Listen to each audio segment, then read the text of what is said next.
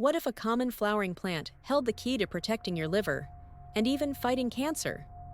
Milk thistle, known botanically as Silybum marianum, has been used for over 2,000 years. But today, it's not just folk medicine, it's biochemistry. The active compound is silymarin, a complex of flavonolignin, with silibinin being the most pharmacologically potent. Its primary role? Hepatoprotection.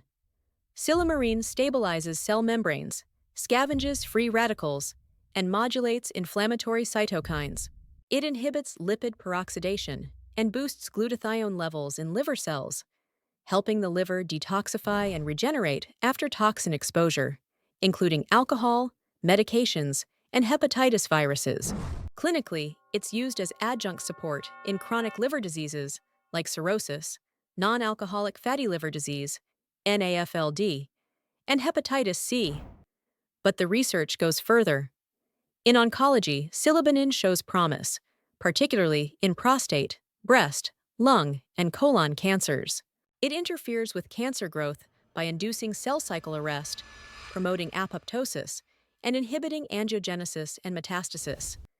It also downregulates EGFR and ACT pathways, mechanisms often upregulated in tumor cells. In prostate cancer models, silibinin has been shown to reduce PSA levels and slow tumor progression. In colon cancer, it interferes with vicatenin signaling and reduces tumor burden in animal studies. What makes milk thistle unique is its dual action, protecting healthy cells while selectively targeting abnormal ones. And while it's not a standalone treatment, it's a compelling example of how plant-derived compounds can complement modern therapeutics. If you're a clinician, medical student, or herbal practitioner, this is a phytochemical worth knowing. Follow Science for Fun Academy for more evidence-based insights bridging natural medicine and modern science.